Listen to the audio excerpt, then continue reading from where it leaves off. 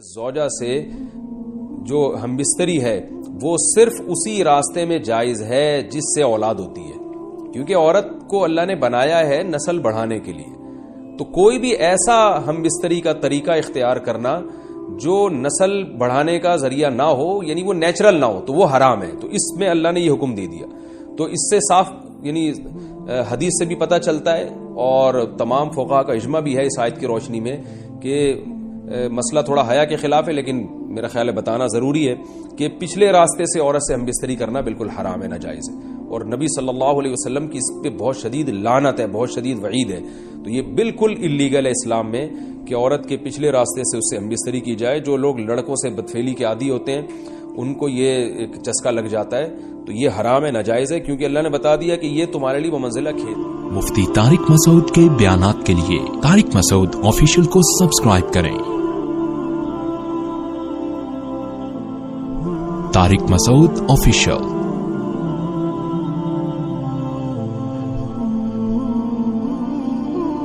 اللہ نے ارشاد فرمایا نساؤکم حرث لکم، تمہاری عورتیں تمہارے لیے بمنزلہ کھیت کے ہیں. حرث عربی میں کھیت کو کہتے ہیں. تو بمنزلہ کھیت کے ہیں. جیسے بیج ڈالا جاتا ہے کھیت میں اور اس سے پیداوار بڑھتی ہے، تو عورت کی جو ایک حیثیت ہے، نیچر نے جو اس کی ایک حیثیت متعین کی ہے، وہ بھی ایک نسل بڑھانے کا ذریعہ ہے، جس میں مرد کا جو اسپم ہے وہ بطور بیج کے ہے اور جو اولاد ہے وہ ایک پیداوار کی طرح ہے. تو اللہ نے یہ یاد رکھیں، اس آیت کو بہت سارے غیر مسلموں نے عورت کے خلاف بہت نیگیٹیوٹی پھیلائی ہے کہ دیکھو اسلام عورت کی توہین کرتا ہے، اس کو کھیتی سے تعبیر کرتا ہے. تو کچھ لفظ کسی اور زبان میں جب وہ جاتے ہیں تو وہ توہین کا معنی دیتے ہیں. عربی میں جو حرث کا معنی ہے یہ تعظیم کے لیے ہے، توہین کے لیے نہیں ہے. اردو میں جو کھیتی کا معنی ہے وہ توہین کے لیے استعمال ہوتا ہے. کھیتی یعنی جو پاؤں میں روندی ڈالنے والی، اور زمین جو ہے پاؤں میں گویا روندی، اس کو روندا جا رہا ہے. تو اس لیے اس کا اردو میں بالکل اسی طرح جو لوگ ترجمہ کر دیتے ہیں کہ عورتیں تمہاری کھیتیاں ہیں، تو یہ ترجمہ میرا خیال ہے اس لیے درست نہیں ہے کہ اردو میں اس کا مفہوم ہی چینج ہو جاتا ہے. یعنی گویا ایک عزت کے لیے جو لفظ اللہ نے استعمال کیا وہ ذلت کا ذریعہ بن جاتا ہے. تو اس لیے کسی بھی زبان میں جب ہم کسی بھی لفظ کا ترجمہ کرتے ہیں تو اس زبان کے ہمیں محاوروں کو دیکھنا چاہیے کہ اس زبان میں یہ لفظ کس معنی میں استعمال ہو رہا ہے. مثال کے طور پر ہو سکتا ہے کتا کا لفظ کسی زبان میں وفاداری کے لیے استعمال ہوتا ہو، کسی کو لوگ ڈاگ کہتے ہوں تو اس کا مقصد ہوتا ہے وفادار انسان ہے، لیکن ہمارے ہاں اردو میں گالی ہے وہ. اور آپ بولیں کہ بھئی وہ فلاں قوم ڈاگ کہتی ہے تو ہم کتا کہیں گے، تو آپ جب اس کا ترجمہ اردو میں کریں گے تو کتے سے نہیں کر سکتے. تو اسی طرح یہ عربی کا جو لفظ ہے اس میں بھی یہ چیز غور یعنی ملحوظ رہنی چاہیے. تو اس لیے اس کا ترجمہ کیا جائے گا تمہاری عورتیں تمہارے لیے پیداوار بڑھانے کا ذریعہ ہیں، نسل بڑھانے کا ذریعہ ہیں. فاتو حرثکم، تم اپنے اس نسل بڑھانے کے ذریعے کے پاس آؤ، انا شئتم، جیسے چاہو، وقدموا لانفسکم، اور اپنے نفسوں کے لیے آگے بھیجو. یعنی اولاد کی نیت سے آیا کرو زوجہ کے پاس اور آخرت کے لیے انتظام کرو، یعنی اولاد پیدا کر کے جو تاکہ دنیا اور آخرت میں تمہارے لیے، فیوچر میں تمہارے لیے کام آئے. دنیا بھی داخل ہے، آخرت بھی داخل ہے.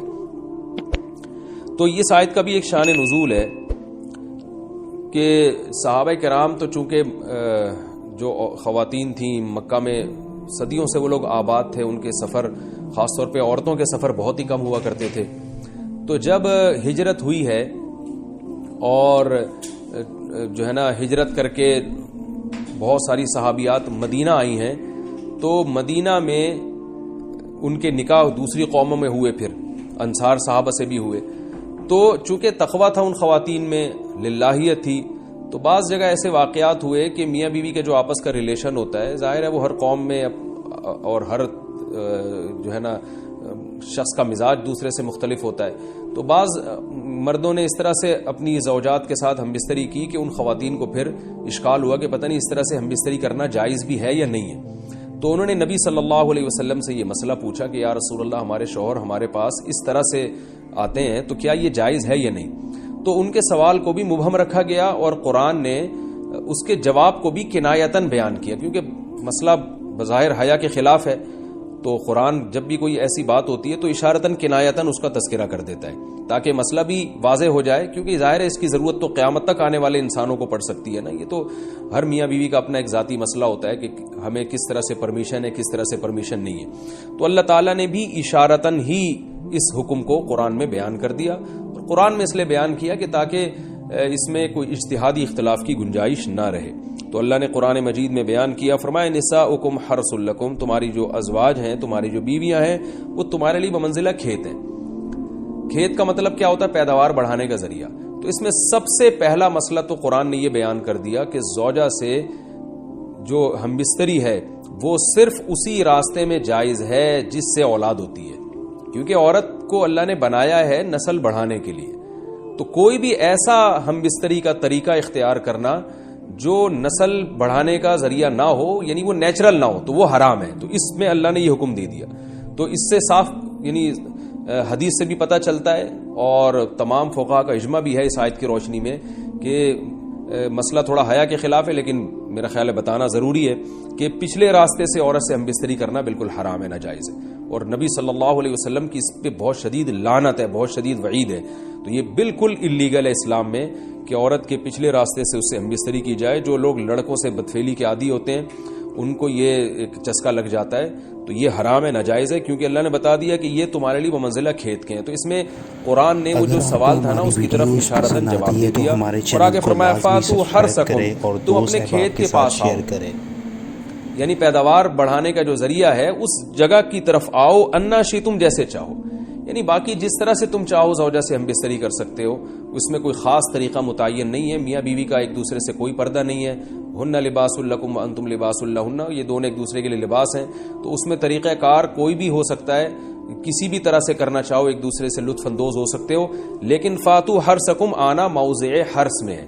حرث کا مطلب وہ اس جگہ کی طرف آنا ہے جہاں سے نسل بڑھتی ہے، کسی اور راستے کی طرف۔ اس سے صاف طور پر جو ہے نا وہ جو فاسق فاجر لوگوں کی جو برائی ہے، جو لڑکوں سے بدفعلی کے نتیجے میں پیدا ہوتی ہے، اس کا اللہ نے قلع قمع کر دیا کہ اس کی اسلام میں بالکل اجازت نہیں ہے۔ باقی طریقہ کار کیا ہوگا یہ تمہارے اوپر، اس کی اللہ نے تمہیں اجازت دی ہے۔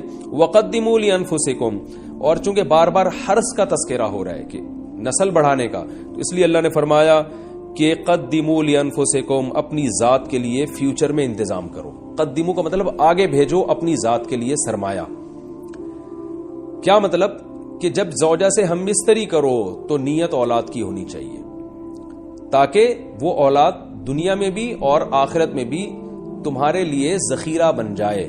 تو یہ نسل بڑھانے کی بہت زبردست ترغیب ہے اس آیت میں، اور اس آیت میں اللہ نے عورت کا کہ بہت ساری ذمہ داریوں میں سے ایک بڑی ذمہ داری کا بھی بیان بتا دیا کہ عورت کو اللہ نے بنایا ہے، جو مرد اور عورت کا جو فرق رکھا ہے نا، اس فرق کی بڑی وجہ یہی ہے کہ مرد کے اسپرم کو اللہ نے بیج کے طور پہ پیدا کیا ہے، اور عورت کو اللہ نے زمین کے طور پہ۔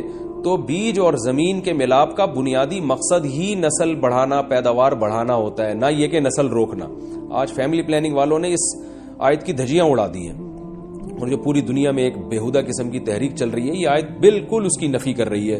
اس لیے اللہ نے فرمایا، اچھا اللہ نے اس کا بھی جواب دے دیا کہ جو فیملی پلاننگ والے کہتے ہیں نا نسل بڑھنے سے تمہارا نقصان ہوگا، خرچے بڑھ جائیں گے، تو اللہ فرماتے ہیں قدموا لانفسکم، تمہارا فیوچر بن جائے گا، سنور جائے گا، کیونکہ اولاد پہ اتنی انویسٹمنٹ نہیں ہوتی جتنا اس کا آؤٹ پٹ ہوتا ہے۔ ان پٹ کم ہے، آؤٹ پٹ زیادہ ہے، انویسٹمنٹ کم ہے، اس کے جو پروفٹ ہے وہ زیادہ ہے، دنیا میں بھی اور آخرت میں بھی۔ تو اللہ نے فرمایا اپنے نفس کے لیے، فیوچر کے لیے انتظام کرو، بڑھاپے کے لیے انتظام کرو، تمہارے بیٹے ہوں گے، بیٹیاں ہوں گی، پوتے ہوں گے، نواسے ہوں گے، بہویں ہوں گی، یہ دنیا کا مستقبل اور آخرت کا مستقبل کیا ہے۔ جو عبداللہ بن عمر رضی اللہ تعالیٰ عنہ نے جب نکاح کا ارادہ ترک کیا تو آپ کی جو ہمشیرہ تھی حضرت حفصہ، انہوں نے فرمایا کہ نکاح کرو، تمہارے اولاد ہوگی، دنیا سے جاؤ گے تو تمہارے لیے دعائیں مانگے گی، تو یہ آخرت کے لیے ذخیرہ ہے۔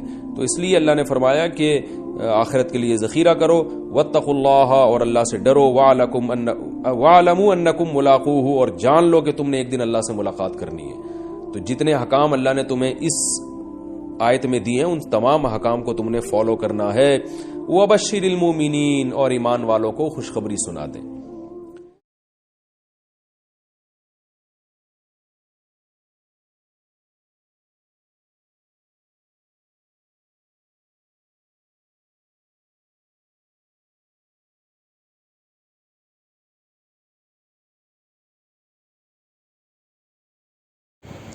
اگر آپ کو ہماری ویڈیوز پسند آئی تو ہمارا چینل می ویڈیوز لازمی سبسکرائب کریں۔